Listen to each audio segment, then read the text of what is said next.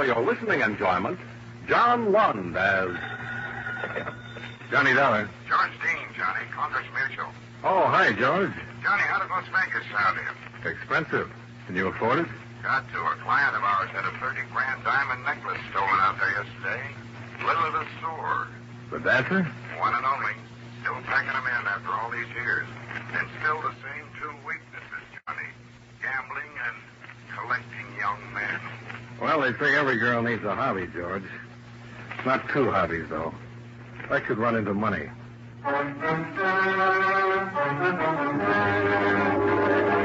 The makers of Wrigley's Spearmint Chewing Gum bring you John Lund and another adventure of the man with the action-packed expense account, America's fabulous freelance insurance investigator. Yours truly, Johnny Dollar.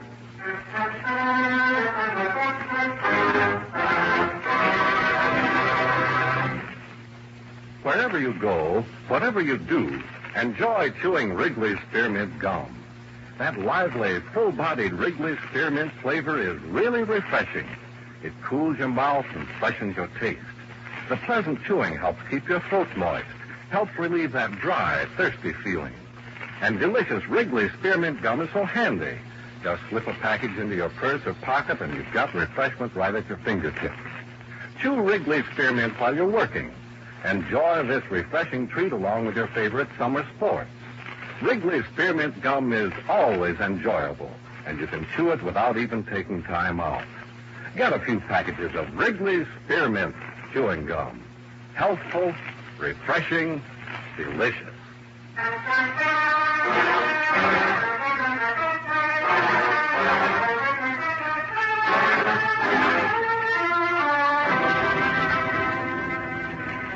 Expense account submitted by Special Investigator Johnny Dollar to Home Office, Concourse Mutual Assurance Company, Hartford, Connecticut. The following is an accounting of expenditures during my investigation of the Jones matter. Expense account item 1, $318.60, transportation, round-trip airfare and incidentals to Las Vegas and the Flamingo Hotel, where the ordinary citizen lives like an Oriental potentate wishes he could live. After checking in, I took a short walk down the street to Lily Lesueur's hotel.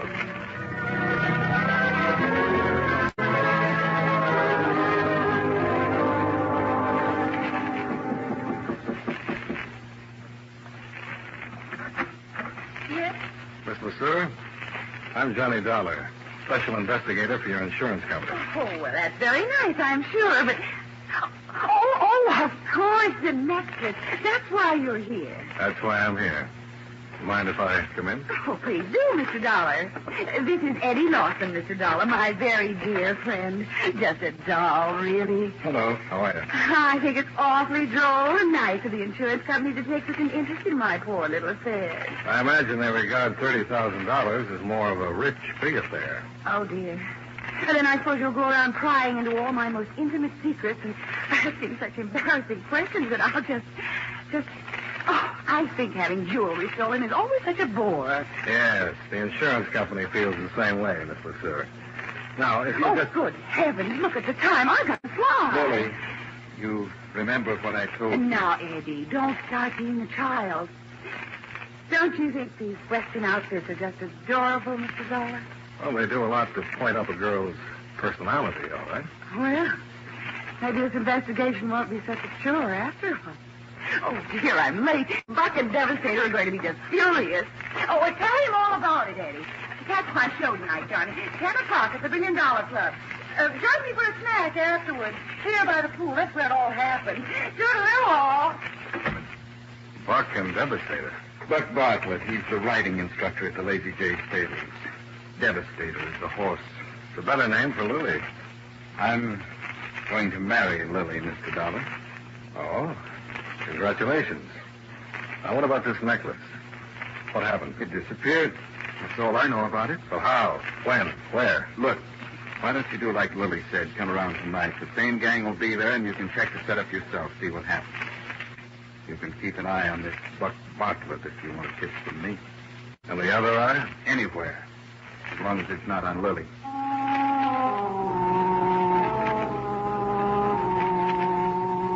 Expense account item 2, $2.50. lunch at the hotel.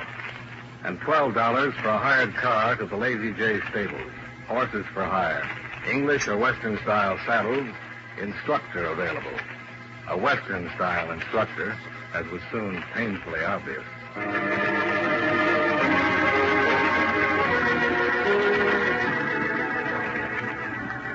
Mighty pleased to make your acquaintance, Mr. Dollar. Lily just a call from here a couple of minutes ago. I know. You, Eastern friend of hers? Well, I'm not exactly a friend. I'm a special investigator. Checking into those diamonds she lost the other evening. Oh, I see. I understand you were there. Might know something about it. No, sir. Beats me. There we was, sitting on that fancy terrace kind of thing they got there, hoisting a little poison and shawing on some beefsteaks, you know. And the next thing you know, Miss Lily lets out a yap and says, "My rock. Somebody up and took my rock." Well, I didn't even know she had any jewelry out there with her. Did anybody know she had? Well, not unless it was Miss Jo. Miss Jo? With the gal I brung, Miss Joan Drake. I was thinking she might have known because she ambled down to Miss Lily's room with us so they could change their glad rags and put on their bathing suits, you know. She'd been pestering me for a week to meet Miss LeSueur, but she sure wouldn't take nothing that didn't belong to her. Buck, I wonder if there was a diamond necklace on the terrace. Well, you ain't able to say Miss Lily lied about it, are you? Well, that little woman is true blue, mister. Matter of fact, Mr. Dollar, I wouldn't want this to get around, but I'm sort of aiming to... Well... Let me guess, Buck. You're aiming to marry her. Yeah.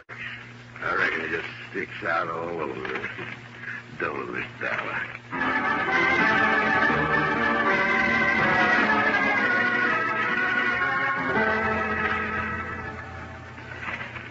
Well, seems I was having a late supper, Mr. Dollar, out there in the open by the pool. It was after Miss LeSueur's last show, so the four of them had the place pretty much to themselves. Now, who were the four, Marshal? Well, there was Miss LeSueur, of course, and this young fellow she brought with her from the East. Eddie Lawson? Yeah. Don't know much about him, except she's dang near old enough to be his mother. You'll have to admit she doesn't look it, though. She sure don't. Well, the other young fellow's the one you talked to, Buck Bartlett, he calls himself. Oh, yeah, the Texan. Yeah, he's about as Texan as you are, Mr. Dollar. Came here from Los Angeles. He just puts on that talk because the Easterners like it, especially the Eastern women. That Texas drawl comes in handy, huh? Then the other one's a girl named Joan Drake. Yeah, she was there with Buck. Yeah, she's kind of a funny one. Young, pretty, smart as a whip. Came out from the East a while back. She's floor manager of the casino at the $1 Billion Club.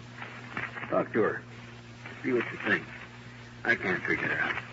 All right. I'll see if I can. Come talk to me again after you look around a little. Fine, I will. Huh.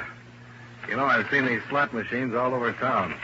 The last place I'd look for one is in the marshal's office. Well, that's kind of very special. Guess I might as well take the jackpot with me.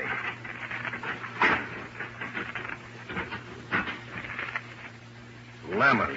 Yes, that's all it ever is. Huh? It's rigged. I send the money it takes in over to the county orphanage. Charge it up to experience, Mr. Dollar.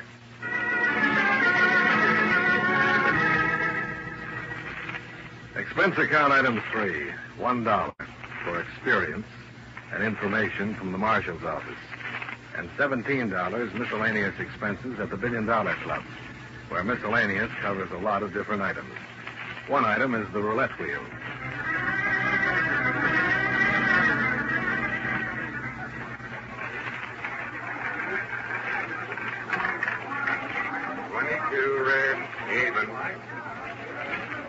You're not having very good luck. Oh, I'm only paying for conversation anyway. Of course, I haven't had much yet. What would you like, the story of my life? We could start with that. All right. Lay out $1. I was born of wealthy parents, raised entirely by nurses, educated in exclusive private schools, and was graduated from a swank college, which I shall leave nameless. You like it so far? Well, it isn't original, but well told. Go on. Lay out another $1. You just lost that one. Now, where was I? Oh, yes, the divorce. Quite sensational, really. Father's clients withdrew their accounts from the court. He was bankrupt within 3 months and dead by suicide within 6. You see, the other woman jilted him, and I, a tenderly nurtured sapling, was cast out into the world to sink or swim. Well, never fear. Heaven will protect the working girls. Oh, that was awfully funny. Yeah, it was a scream. 14 even. And, what did you do with the necklace? What? What is this? Who are you? Johnny Dollar, insurance investigator. And you're Joan Drake, who wanted badly to meet Miss LeSueur. She changed clothes in her room with her, who was the only one who knew she had the diamonds out at the pool. Who works here for about, $50 a day and could probably use $30,000. 22 even. And I asked you what you did with the necklace. I think that ought to cover the what is this? Mr. Dollar, if you'd like to play roulette, by all means, stay around. But I'm afraid I don't have any more conversation. Not at these prices. I thought I was overcharged for what I got. And this will kill you. The whole story was true. And with all that background, running a casino is the best you could do? The best for me. With glitter and glamour and sparkle. And that's what I was brought up to expect. The diamonds sparkle a lot, too, Joan.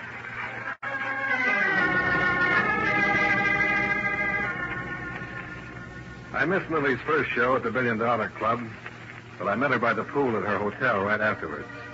It was a warm night. The stars blazed against the desert sky, and Lily and her guests scintillated back from the terrace below. Except me. I didn't scintillate. So far, I wasn't any closer to that necklace than I'd been when I got off the plane. I had the feeling I'd learned a few things, and at the same time hadn't learned anything. And Lily didn't help much.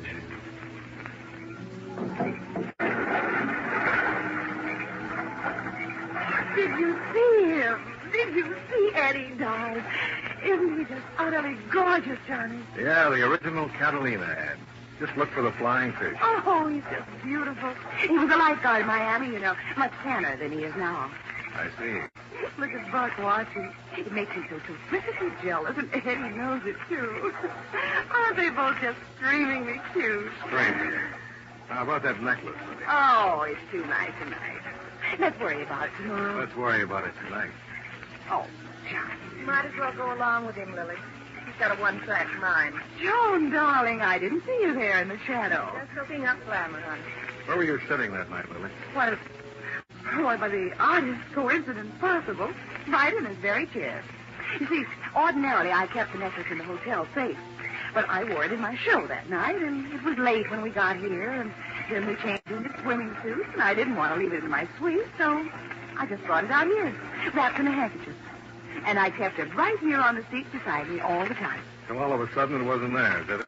Well, yes, that's exactly the way it happened. Now it's all settled. Let's talk about something else. Lily, you know as well as I do it's not settled. You can't tell the insurance company the thing just disappeared, and that's all there is to it. They want to know how it disappeared, when and where. Well, you must be so hideously persistent. It happened while I was playing the slot machine. That one, right over there. I left the necklace lying here in the chair. And where were the others while you were over there waltzing with the slot machine? Oh, around, I suppose. I don't know. When I hit the jackpot, I simply went right out of my mind. How about you, Joan? Where were you? Like she says, around. Oh, plenty of opportunities. That's what you mean. Oh, how utterly fantastic. She's a dear girl, Johnny. And I insist that you stop suspecting her. Or anybody else, either. Were all of you searched? Well, I wasn't, of course, but the others were. That wasn't really much of a problem, Johnny. We were wearing swimsuits, you know. Joan, I doubt if you went out of your mind over the jackpot. Did you notice where the boys were at the time? Well, as far as I can remember. I reckon a man ought to have the privilege to answer for himself, Mr. Dollar. Why, sure. Pull up an empty saddle and join the party. You too, Eddie. All right, Buck. Where were you?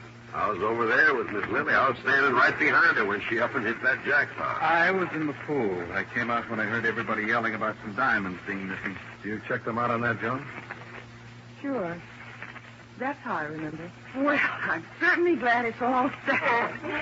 Oh, Johnny, you'll simply have to excuse me now. I've got to get ready for my show. I'd be mighty proud to escort you to your room, Miss Lily. Now, wait a minute, Staples. Oh, Here. boys, you can both escort me. Come along now. I'll be right back, Johnny. Don't go away now. curvy and soft as a kitten on the surface, but inside all angles and hard as a rock. She belongs to a different age, Joan. The last of the champagne slipper girls. Johnny, how much are those diamonds worth to you? To me, To the insurance company. Sometimes they make deals, don't they? sometimes. No questions asked? Sometimes. How much? Depends. I have to find out. Everything about life, Johnny. Now, if I can help it. It's real crazy the way it works out. I didn't finish that story of my life, Johnny. My real name is Jones. My father was Jonathan Vanderley Jones. Jonathan Vanderley Jones. But if that's true, then... Yeah. It's real crazy. The correspondent my mother named in that divorce case was Lily LeSueur.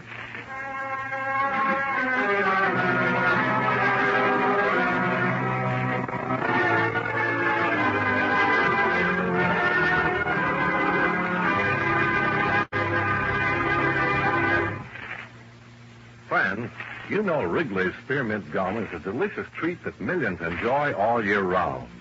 It's good to chew almost any time and any place. In warm weather, you'll enjoy especially the refreshment that Wrigley's Spearmint Gum gives you.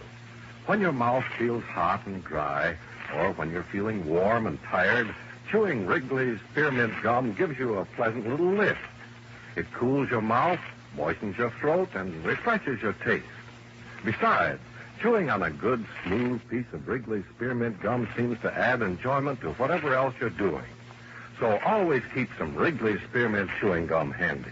Enjoy it at home, at work, wherever you are. Remember, that's Wrigley's Spearmint Chewing Gum. Healthful, refreshing, delicious.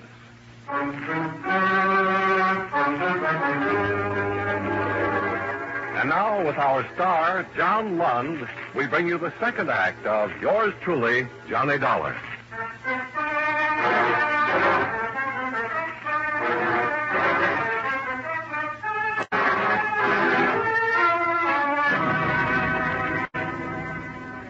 Expense account item 4, $5.90. Supper snack with Joan on the hotel terrace. I sat there trying to put things together. Either Joan had suddenly spotted something that had tipped her off to the thief, or if she'd taken the diamonds herself, something had caused her to decide on a deal. But which? And what was it? I tried to remember what had happened just before, what had been said, and got nowhere. You know, Johnny, it's funny. I've always been the innocent bystander. Up until now. Maybe that's what you ought to go on being. Unless you stole it yourself. Would the daughter of Jonathan Vanderley Jones turn out to be a thief? She might, for money and other valuable considerations. Like, for instance? Like a chance to hit back at the woman who ruined her father. Oh, you're heading up a dead-end street. Maybe you are, too. Well, I guess we're expecting at the $1 Million Club. Not I. Little Jones got work to do. So is little Johnny. Maybe we'll meet in the same playpen. Somehow I don't think so. Bye-bye now.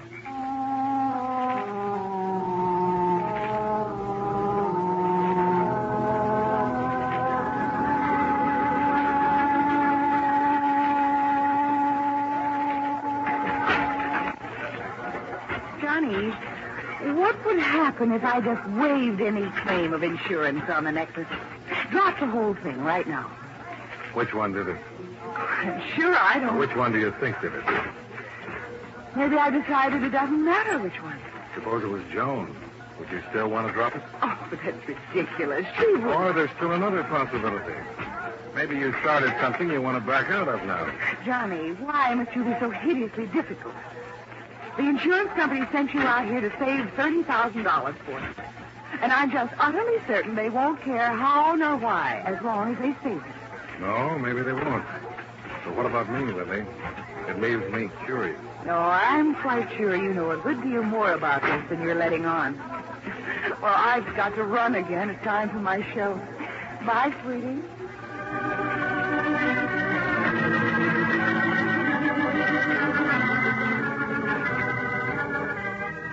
Expense account item 5, $10 for an an hour and a half of more miscellaneous at the $1 Billion Club. Lily was in too much demand for any chance of a quiet talk. My other 3 chums weren't around. I was trying to decide whether to go back to the hotel when I was paged over the public address system. I picked up the phone at the end of the bar.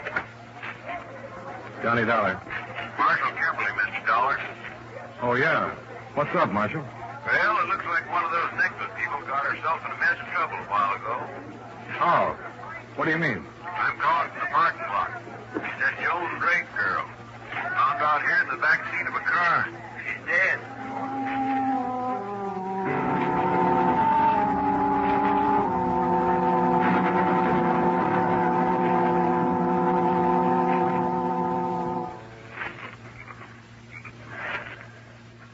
I guess you can cover her up now, Marshal. Poor kid never knew what hit her. She the one you thought might make a deal, Mr. Dollar? Yeah. Well, somebody made sure she didn't. Hit her 3 or 4 times with something heavy. I'd been arranged, judging by the marks. A wrench, huh? Did you find it? Nope. Did you notice her hands? Yeah. Apparently she'd had them around something greasy, rusty. I wonder if... Wait a second. Radiator's still warm.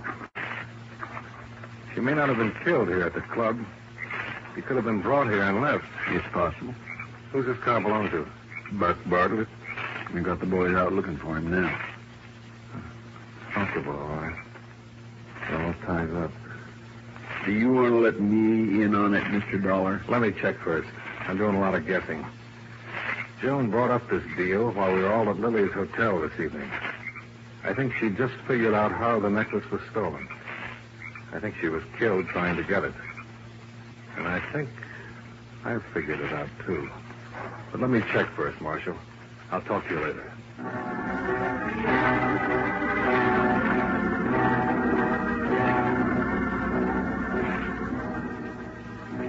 10 minutes later, I was alone on the deserted terrace beside the swimming pool at Lily's hotel.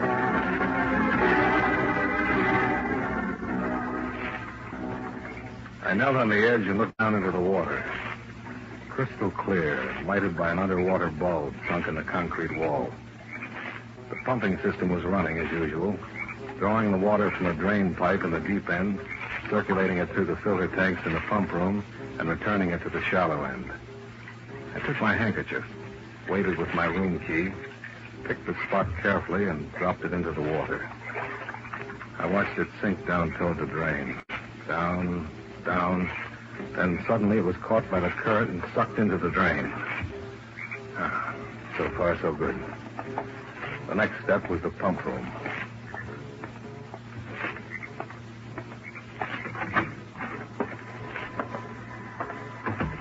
I looked around for the switch on the pump motor, found it, and shut it off.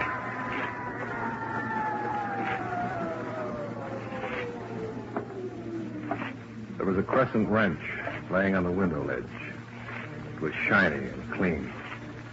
No use worrying about fingerprints. I picked it up and started to work on the rusty cover bolts on the strainer tank. Probably the same way Joan had started. Not if you're clever, she said. Well, she was clever. Well, not clever enough. Inside the strainer tank, laying in the wire basket, was my handkerchief and room key. And beside it was Lily's diamond necklace.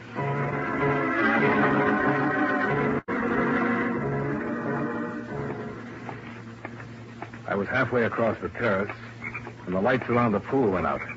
Somebody had pulled the main switch. I stopped and listened, waiting. But when it came, I was caught off guard. Somebody hit me and knocked me into the water.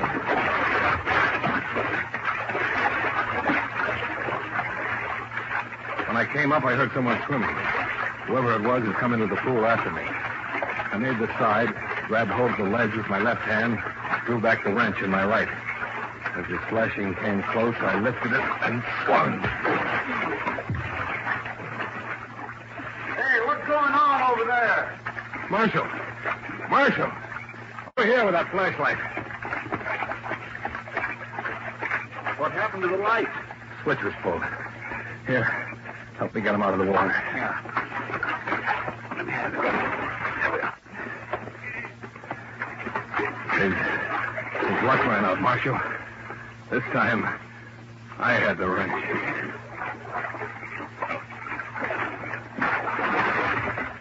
That swimmer fella, huh? Eddie Lawson. Yeah. I found the necklace in the strainer of the filter system, where it's been all the time. He was lying when he said he was in a pool when Louie hit the jackpot. He went in right afterward. During the excitement, took the diamonds with him. Joan knew he was lying, and she figured out what he'd done. He was a smart kid. Too smart.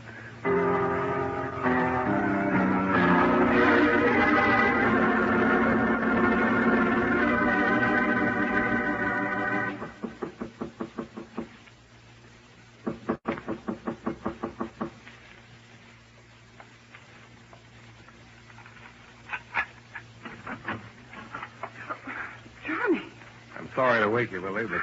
Good heavens. Wait, let me put on some makeup. I must look a positive fright. I got your diamonds back, Lily. Oh, you did? Here. Thank you. Which one of your boyfriends? Why don't you give up, Lily? Time moves along. The years add up. I'm not harming anyone. Aren't you? Joan is dead. Eddie killed her over these diamonds of yours. Dead? She's dead? It's all right, though, as long as you're not harming anyone. But how could I know? I didn't mean any harm to that poor girl. Eddie could have had the diamonds if I'd known. They didn't matter, Johnny. Just a gift a long time ago. I don't even remember who it was. JVJ? Those are the initials on the clasp. That's who it was. Jones. Some fool named Jonathan Vanderley Jones. They didn't mean a thing to me.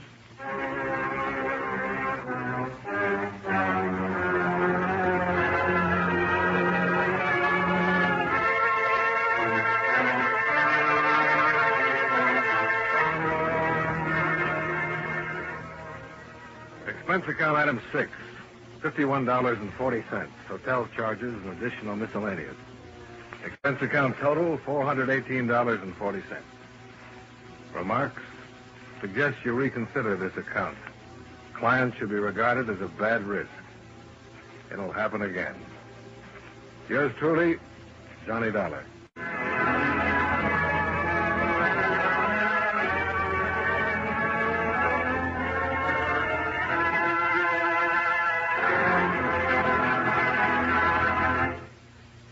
Remember, friends, wherever you are, whatever you do, enjoy chewing Wrigley's Spearmint Gum. That lively, full-bodied Wrigley Spearmint flavor is really refreshing. It cools your mouth, moistens your throat, helps keep you feeling fresh and comfortable. The smooth, pleasant chewing helps keep you feeling relaxed, too. So you naturally feel better, work better, get more fun out of doing things. Remember, too, Wrigley's Spearmint Chewing Gum is a refreshing treat you can enjoy almost any time and any place. Just slip a stick into your mouth whenever you want it. Do as millions do. Keep Wrigley's Spearmint Chewing Gum handy and enjoy it often every day. That's Wrigley's Spearmint Chewing Gum. Healthful, refreshing, delicious.